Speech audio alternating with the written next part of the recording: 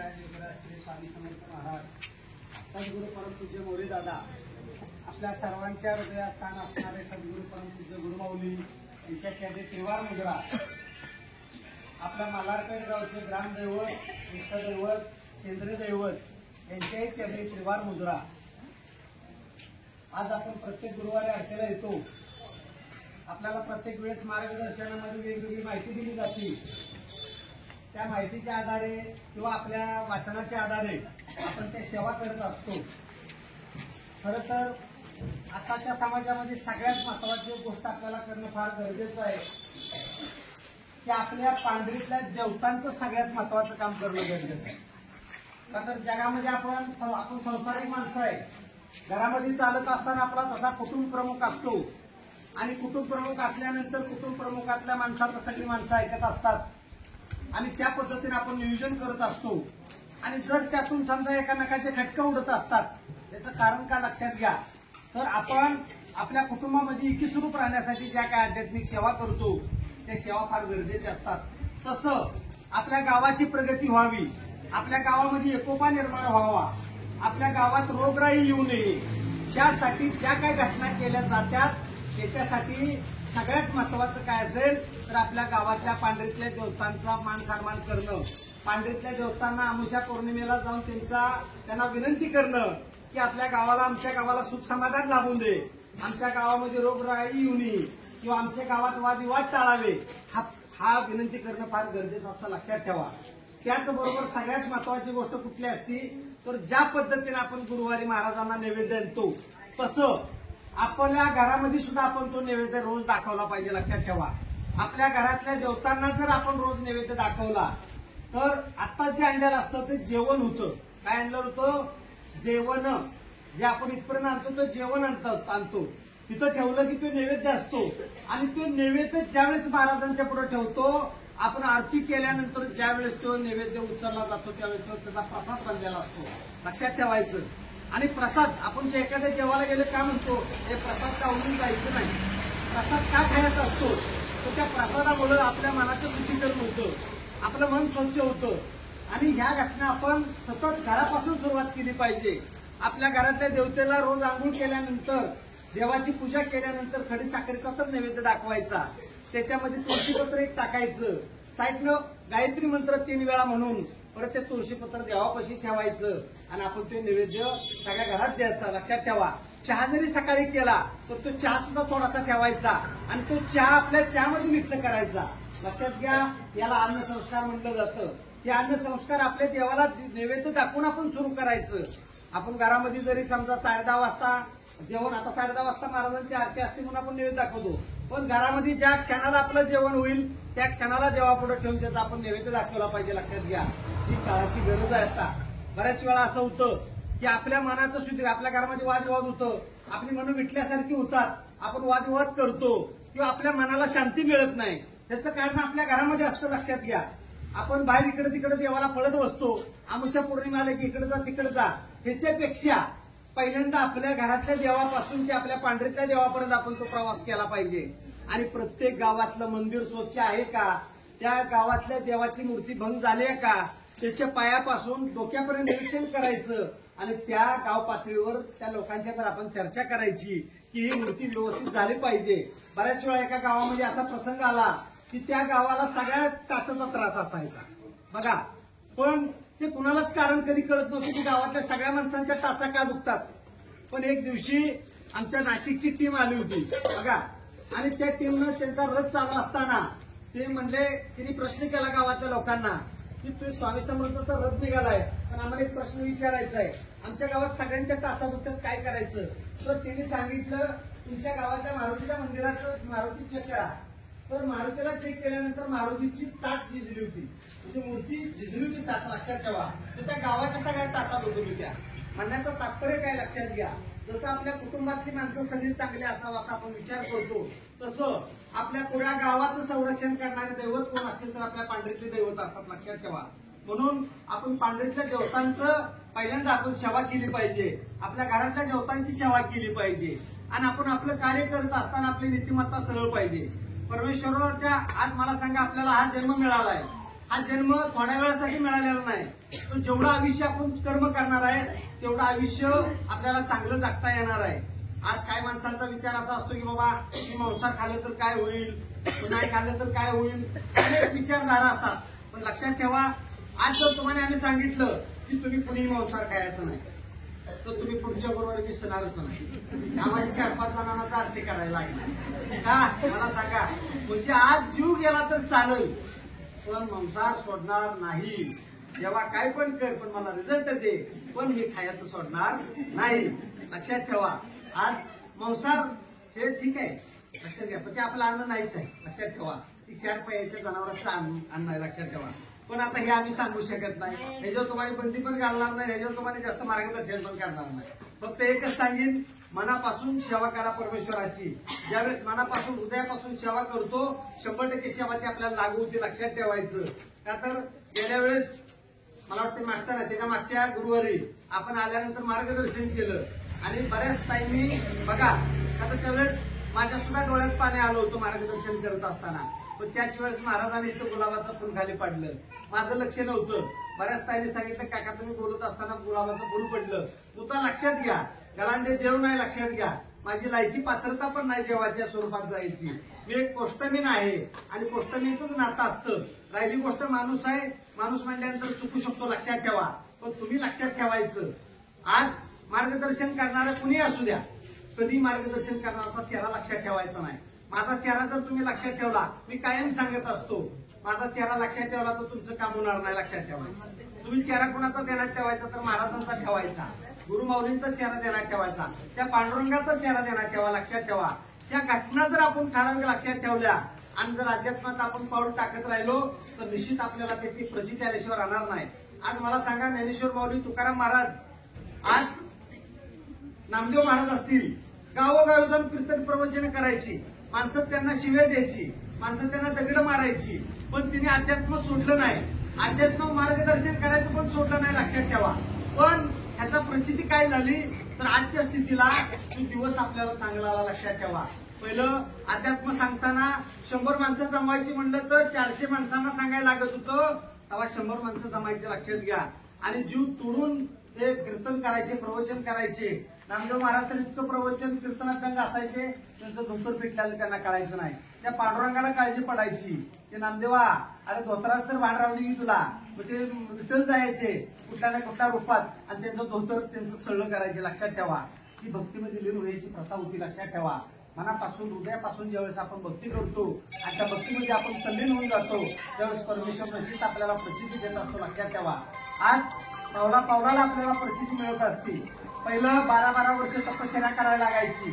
आजच्या परिस्थितीला 48 तासामध्ये आपल्याला रिझल्ट येतो. 48 तासामध्ये देवाची काय नाही काय तर आपल्याला प्रचिती येते. आज आम्ही सांगतो बाबा एखाद्याला वाचा येत नाही, 2 अगरबत्त्या लावा, 2 अगरबत्ती संपेपर्यंत तुम्ही श्री स्वामी समर्थ जप करा. बघा ती ताई म्हणती मी 2 अगरबत्त्या घरी पण जप केला पण माझ्या डोक्यात 50 विचार येत होते. मी कुणावर भांडले, मी कुणावर काय बोलले, ती माळा जप करतानाच का मला असा विचार येतो. ती किती महत्वाचा विषय आहे. म्हणजे श्री स्वामी समर्थ वरण टाकायचं राहणार असं झालं तसं झालंय. पोरगं आलंय, पोरगं पाहणार आय अरे थांब जरा, तू थांब जरा, मी आलेलं बघ. जप करत असताना आपली एकाग्रता राहत नाही. लक्षात ठेवा, त्याचं कारण का तर परमेश्वराच्या भक्तीत लीन होणं इतकं सोपं नाही. लक्षात ठेवा, त्याचं कारण आपला आहार आहे. आपण ज्या आहार खातो, लक्षात घ्या, सात्विक आहार राहिलाच नाही. मला सांगा, पहिली पिकं हायब्रिड असेल, ज्वारी असेल, 6 महिने निघायचे. लक्षात ठेवा, 6 महिने लागायचे पूर्ण पक्क उस्तूर काढेपर्यंत. आजच्या परिस्थितीला औषधानं 3 महिन्यात पिकं येतात. त्या कोथिंबीर तर 15 दिवसात खरीद केलं लगेच तिला. म्हणजे इतकं भारी आपण कोथिंबीरच्या वड्या करून खातो इतकं. मला सांगा, म्हणजे आपल्याला कोणाला नावं ठेवायचं नाही पण सत्य परिस्थिती लक्षात ठेवा. काळानुसार काळ बदलत निघालाय तर या काळानुसार आपण फक्त एक काम करूया सोप्या पद्धतीनं. आपल्या घरातल्या देवापासून नैवेद्य दाखवायला शिका. आपल्या घरातल्या देवाला जरी नैवेद्य दाखवला तर त्याचा प्रसाद होतो. लक्षात घ्या. आणि तो नैवेद्य आपल्या घरातल्या जेवणात सगळ्या मिक्स करा. का तर आपल्या घरातल्या माणसांच्यावर सुद्धा फरक पडेल. का तर आजचं जीवन आणि आजचं वय सुद्धा आपलं फार कमी झालेलं आहे. उद्याचा क्षण आपल्यासाठी काय घेऊन येणार आहे ही सुद्धा आपल्याला माहिती नाही. उद्याची वेळ पण आपल्याला माहिती नाही. उद्या सकाळ मी आईच्या गावाला जाईल का नाही, जत्रेला जाईल का नाही, तिची गॅरंटी तुम्ही नाही देऊ शकत. लक्षात ठेवा. म्हणून आज आम्ही प्रत्येक केंद्रामध्ये सांगतो की तुम्ही घरातल्या सेवापासून आपल्या थोरा मोठ्यांचा आदर राखा. लक्षात ठेवा, आई वडिलांची सेवा करा. आज ही सेवा जर आपण नाही दिली, म्हणून गेल्या वेळेस तुम्हाला मी सांगितलं, आज आम्ही सगळ्यात मोठा उपक्रम काय राबवला. आज मला सांगा, केंद्रात आपण जायचं, केंद्रात तुमच्याबरोबर बोलायचं, सगळं करायचं, पण आताच्या परिस्थितीला आताची पोरं आई वडिलांना सांभाळतील का नाही गॅरंटी तुम्ही देऊ शकत नाही. अशा वेळेस अध्यात्म करत असताना आम्ही आमच्या टीमने एक विचार केला की बाबा, ज्या महिला ताईंना आमच्या मुलगा नाही किंवा मुलगा असून त्याला सांभाळलं जात नाही, त्या ताईला आपण सांभाळायचं, तिची सेवा करायची, माणसातलं देव बघायचा. लक्षात ठेवा. आणि एवढं करत करत आता महिन्याला 2-3 माणसं अशी आहेत की ज्यांना व्यसन मुक्त करण्यासाठी बिना गव्हर्नमेंटची परवानगी घेता आमचं काम चालू आहे. गेले 4 महिने झालं. लक्षात ठेवा. तर आम्ही प्रत्येक महिन्याला 2-3 माणसं व्यसनातून मुक्त करतो. लक्षात ठेवा. आणि आता व्यसन मुक्ती केंद्र सुद्धा आपण काढणार आहे का, तर बाकीचं कुठं काय करण्यापेक्षा माणसांची सेवा करत राहणं, त्याच्यामध्ये परमेश्वर नक्की आपल्याला दिसल आणि त्या परमेश्वराचा आशीर्वाद आपल्याला प्राप्त होईल. म्हणून लक्षात ठेवा, तुम्हाला मी सांगितलं होतं, जरी कुणाचा एखादा असा माणूस असेल की तो दारू व्हायला गेलेला आहे, आज किती तर प्रश्न असे आहेत. आता इथलीच एक ताई आली होती, तर म्हटलं काय करायचं, रान विकलंय. मग आता त्या बसल्या तिथं आहे, तर त्यांना मी सांगितलं, रान विकलंय दारूच्या पायामध्ये, घर विकलंय, आता काय करायचं, 3 पुरे आहेत. पण आजच्या परिस्थितीला नवऱ्याला दवाखान्यात न्यायचं म्हणलं तर पैसे नाहीत. लक्षात ठेवा. पण ती ताई म्हणजे मी काय करू, त्या ताईच्या डोळ्यात इतकं पाणी येत होतं की माझ्या डोळ्यात पाणी आलं आणि प्रश्न उचलला बसणाऱ्यांच्या सुद्धा डोळ्यात पाणी येत होतं. लक्षात ठेवा की उद्याच्या सकाळचा मला विचार असतो, आज कामाला गेली तर आजच्या साहित्य आणून उद्या दुसऱ्याचा दिवस, म्हणजे एक दिवस जरी मी दांडी मारली तरी मला अडचण येते. माझी मुलगी बारकी आहे, तिला सोडून जावं तरी कुठं कोण तिला सांभाळायचं, अशी परिस्थिती आहे. त्या पोरगीला रानात घेऊन जाती, ती पोरगी उसातून भांगलत असताना, काय करत असताना ती पोरगी पुढे चालत असती. बघा, इतकी भयंकर प्रसंगाला सामोरे जाण्याची वेळ आज आपल्यावर आलेली आहे. तर आपण एकामेकाला नावं ठेवण्यापेक्षा शेजा पाजाऱ्याला कुठं दुःख आहे, शेजा पाजारी कोण ग्रासलेला आहे, त्याला आपण मदत करणं ही परमेश्वराची सेवा आहे. लक्षात ठेवा. देवदेव करून आपल्याला काही उपयोग होणार नाही. देवदेव करायचा, पण लिमिटमध्ये सेवा करायची, प्रपंच बघित सेवा करायची. लक्षात ठेवा. पण माणसातला देव ओळखायचा असेल तर एकामेकाचा मान राखा, एकामेकावर चांगलं वागा, वडीलधाऱ्या माणसावर चांगलं वागा. आज आम्ही चांगलं वागत असताना सुद्धा आमच्यावर फार मोठे शितुडे झाले. काय माणसं म्हटलं, तुम्ही पैसेच खाल्लं, तुम्ही पेट्याचं नेल्या, मुद्दा लक्षात घ्या. तर तिने नावं ठेवलेला दुमत नाही, का तर त्यांना माहिती नसतं. पण आजच्या परिस्थितीला महाराजांच्या पुढे संकल्प केलेला असतो की मरेपर्यंत पैसे खाणार नाही, मरेपर्यंत चप्पल घालणार नाही. लक्षात घ्या, हे वाक्य बोलण्यापुरतं नसतं, तर ते महाराजांच्या अंगावर कपडे नाहीत. जर समजा उद्या कोण असं वागलं, त्याच्या अंगावर महाराज कपडे ठेवणार नाहीत. लक्षात ठेवा. कधी कुणाला उद्देशून मला काहीच बोलायचं नाही, पण तिथून पुढे लक्षात ठेवा, थोरा मोठ्यांचा आदर हा सगळ्यात मोठी परमेश्वराची सेवा असेल. आज आपल्या घरात वडीलधारी माणसं कुणी असू द्या, त्यांच्यावर बोलताना आपण विचार करा. आपण केंद्रात जातो, केंद्रामध्ये पायावर पाणी घेऊन आपण सेवेला येतो, आरती करतो. आरती केल्यानंतर आपल्या डोक्यात एक विचार पाहिजे की मी आता घरी गेली, माझ्या घरात काहीतरी मी चुकली आहे, पण माझ्या घरात गेली मी सुधारणा करणार आता. लक्षात ठेवा. गेल्या वेळेस मी तुम्हाला सांगितलं की कायची अशी परिस्थिती आहे की शेजारचा माणूस आरतीला यायला तयार नाही. त्याचं कारण का, तर आपण आरतीसने गेल्यानंतर आपण आपल्या सासू-सासऱ्याचा जर पाणउतारा करत असेल तर ती शेजारची बाई म्हणते मी आरतीला जात नाही, ती बरं आहे, मी माझ्या सासूवर चांगले आहे, मी माझ्या घरातल्यांच्यावर चांगले आहे. बघा, म्हणजे देवाकडे बोट करण्याची वेळ आपण आणतो, पण त्यावेळेस देव सुद्धा लक्षात ठेवा. आपण जर देवाकडे वेळ जर आणायची वेळ, बोट करायची वेळ जर आणली तर कदाचित आपल्यावर सुद्धा फार मोठा भयंकर प्रसंग ओढू शकतो. म्हणून लक्षात ठेवायचं, काळजी करायचं नाही. प्रत्येकाला माणसाला जन्माला घातलंय ते काय पोटात शिकून आलेलं नाही. प्रत्येकाच्या स्वभावामध्ये, आज मी तुमच्यावर बोलतो, मी सुद्धा चुकू शकतो बोलता बोलता. लक्षात ठेवा, मी माणूस आहे, मी देव नाही आहे. लक्षात घ्या. पण त्याच्यामध्ये आपण सुधारणा करत गेलं पाहिजे, त्याच्यामध्ये आपण बदल करत गेलं पाहिजे. आपल्या घरातल्या माणसांच्या विचारात आपण बदल करत गेलं पाहिजे. आणि ह्याला जर सुरुवात करायची असेल तर आपल्या घरातल्या पासून करायची. घरात नैवेद्य दाखवायचा. लक्षात ठेवायचं, घरात आपल्या देवाला नैवेद्य पहिल्यांदा दाखवायचा. आणि आमुषा पौर्णिमा पांढरीतल्या देवाचं दर्शन घ्यायला विसरायचं नाही. लक्षात ठेवा. आपल्या पांढरीतली जी दिवी असेल, लक्षात ठेवायचं, त्या दिवीला वर्षातनं एकदा 16 शुक्रवार किंवा 16 मंगळवार आपण वटी भरायची. ना भरायची, जसं घरात आपली आई लक्ष देती तशी आपल्या गावाची आई कोण असती, तर ती ग्रामदेवी असती. लक्षात ठेवायचं. तर त्या ग्रामदेवीचं जर आपण सेवा केली तर त्या आईला आपली काळजी असते. लक्षात ठेवायचं. जसं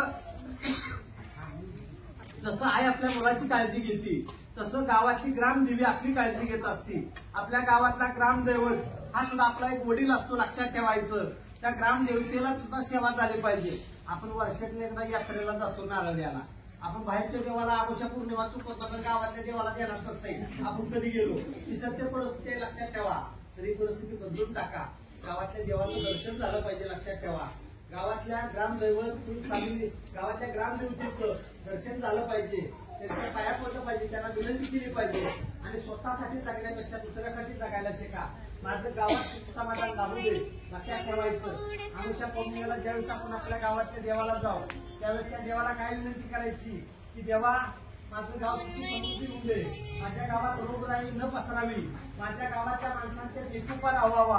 की ज्यावेळेस भावना आपण धरतो त्यावेळेस आपल्या घरामध्ये एकुपा निर्माण होतो, त्यावेळेस आपल्या घरातली रोगराई कमी होते, लक्षात ठेवायचं. ही सत्य परिस्थिती आपण नाकारून चालणार नाही, लक्षात ठेवा. म्हणून आपण सगळ्यांनी ते केलं पाहिजे. आता सगळ्यात महत्वाचं आपल्याला प्रश्नोत्तर पण घ्यायचे, त्यामुळे सगळ्यांनी सांगितलं प्रश्नोत्तरसाठी आज बरेचसे लोक आले, फोन आले मला. पण महत्वाचं आपला जे 7 तारखेचा कार्यक्रम आहे, लक्षात ठेवा. 7 मार्च नवचंडी यज्ञ सोहळा कुठे घ्यायचा आहे आपल्याला? विनायदेवी नवसरी, लक्षात घ्या. तर हा कार्यक्रम आपल्यासाठी फार महत्वाचा आहे. आपण प्रत्येकाला ते पॅम्पलेट वाटायचं आहे, लक्षात ठेवा. आज हा नवचंडी यज्ञ सोहळा कशासाठी करायचा असतो तर आई भगवतीचा आशीर्वाद आपल्याला मिळावा, आपल्या कुलस्वामीचा आशीर्वाद, कुलस्वामिनीचा आशीर्वाद मिळावा. आणि सगळ्यात महत्वाचं लक्षात ठेवा, ज्या महिलांना घरगुती भरपूर त्रास होतो बघा, कुटुंब आपला संसार चालवत असताना नवरा असेल, सासू-सासरा असेल किंवा आर्थिक परिस्थिती असेल, त्याला सामोरे जात असताना आपल्याला घरात संघर्ष करावा लागतो महिलांना. का तर घरचं कुटुंब जर चालवायचं असेल तर सगळ्यात महत्वाचं महिलाच कारणीभूत असतात. आणि त्या महिलांना ताकद आणि बळ मिळण्याची जर कुठली सेवा असेल तरी भैरवचंडी असते, लक्षात ठेवा. नवचंडी असतो. त्या नवचंडीमुळं महिलांच्या मध्ये एक एनर्जी निर्माण होती, चांगली पॉझिटिव्ह एनर्जी निर्माण होती आणि संकटाला सामोरे जाण्याचं बळ निर्माण होतं त्याच्यामध्ये. म्हणून प्रत्येक ठिकाणी लक्षात ठेवायचं, ज्या ज्या ठिकाणी ग्रामदैवत आहेत, ज्या ज्या ठिकाणी देवी आहेत, त्या त्या देव्या ऊर्जित करायच्या असतील तर त्या त्या देवीच्या ठिकाणी अष्टमी, काल अष्टमी, दुर्गा अष्टमी अशा वेळेस त्या देवीच्या मंदिरातली जाऊन दुर्गा सप्तशतीचं पाठ करा, ज्याच्यामुळे त्या गावातल्या देव्या ऊर्जित होतील, लक्षात ठेवा. आज गावातली देवांची स्थानं निर्जीव झाल्यासारखी झाल्यात. का तर आपण जातो, पाया पडतो, मागणं मागतो, बस संपला विषय. आज आपल्या कार्यामध्ये काय केलं जातं तर एखादा दरबार असेल तर तिथं महाराजांच्या मूर्तीवर अभिषेक घातला जातो, लक्षात ठेवा. तसं आपल्या गावातल्या देवतांचा अभिषेक घातला जात नाही, रोजच्या रोज त्याला पाणी घातलं जातं, विषय संपला. कुठलं वाचन वर्षातनं एकदा ज्ञानेश्वर पारायण असेल किंवा एखाद्या सणावारला आपण ती सेवा केली जाते. पण गावातलं शंकराचं मंदिर असेल तर सोमवारचा तिथे एखादा रुद्राभिषेक घेतला पाहिजे. गावातलं देवीचं मंदिर असेल तर त्या देवीच्या तिथं दुर्गा सप्तशतीचं पाठ केलं पाहिजे. ह्याच्यामुळे गावातली देवता ऊर्जित होतात. आणि ज्यावेळेस आपण त्यांना पाया पडायला जातो एक विनंती करतो की देवा मला असा असा प्रसंग आलाय, त्या प्रसंगातनं मला मार्ग दाखव, त्यावेळेस ती देव आपलं ऑटोमॅटिक काम करत असतात, लक्षात ठेवा. जसं घरातली माणसं एकामेकाचं काम ऐकतात तसं आपल्या गावातलं देव जर ऊर्जित केलं तर 100% आपल्याला त्याचा रिझल्ट लागल्याशिवाय राहणार नाही. म्हणून लक्षात ठेवायचं, गावातल्या देवदेवतांना अमावस्या पौर्णिमेला विसरायचं नाही, लक्षात ठेवा. आणि दुसरी गोष्ट, आता आपण महाशिवरात्र असेल, लक्षात ठेवा. अमुष्याला भैरवचंडीची सेवा, दोंडेवाड्याला एक महाशिवरात्र निमित्त एक विशेष सेवा ठेवलेल्या आहेत. ज्यांना ज्यांना येणं शक्य आहे तिने येण्याचा प्रयत्न करा, ज्यांना येणं शक्य नसेल तिने घरात पण सेवा करा, लक्षात ठेवा. पण घरात आपण काय सेवा करायची, ज्यांना याला जमाना त्यांच्यासाठी सेवा, लक्षात ठेवा. काल वराष्टक 11 वेळा म्हणायचं आणि महादेवाच्या पिंडीवरती रुद्राचा अभिषेक आला, लक्षात ठेवा. जे तुम्हाला व्हॉट्सअपवर आम्ही अजून बाकीची डिटेल माहिती पाठवू त्या पद्धतीने आपण घरात सेवा करायला शिकलं पाहिजे, लक्षात ठेवा. आपल्याला एवढ्या लांब येता येत नाही ना तर घरात सेवा झाली पाहिजे.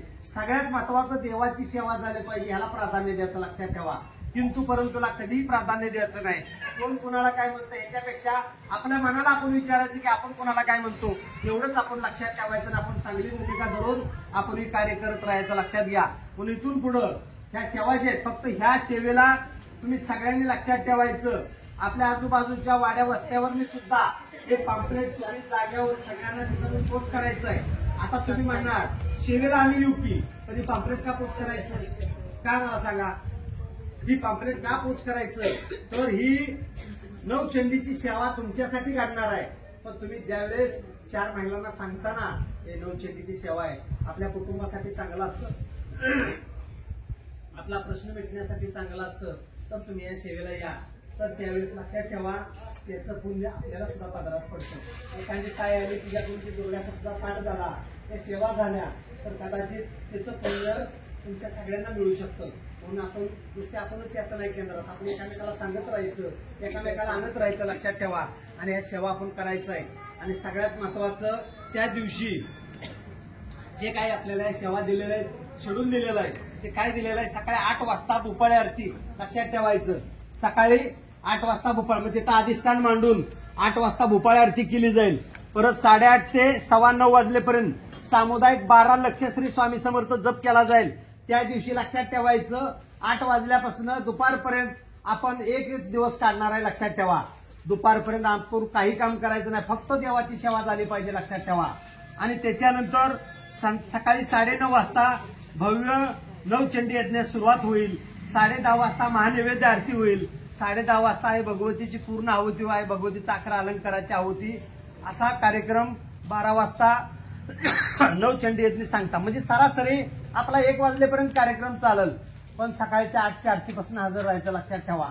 महाराजांचा आज आपण सगळ्या सेवा करतो, पण श्री स्वामी समर्थ जप हा गोष्टीला आपण विसर पडतो. आपल्याला लक्षात ठेवा, गुरुचरित्र वाचतो, नवनाथ वाचतो, पण आपल्याला हे माहिती नाही की ज्याच्यामुळे आपण इथं आलो तिची सेवा आपल्याकडून कमी होती. म्हणून 12 लक्ष आपल्याकडून श्री स्वामी समर्थ जप झाला पाहिजे.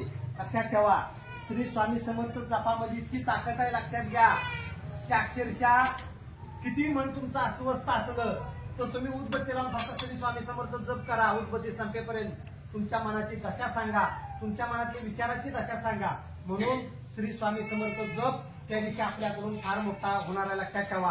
आणि जेवढं आपण सामुदायिक सेवेला प्राधान्य देऊ, तेवढं प्रत्येकाच्या नावावरती सेवा पडत राहते. गेल्या वेळेस सांगितलं, 1 माळ जप करायचा असेल, समजा 100 महिला असतील तर 100 माळा आपण जप करतो, पण एका ताईच्या नावावर 100 माळा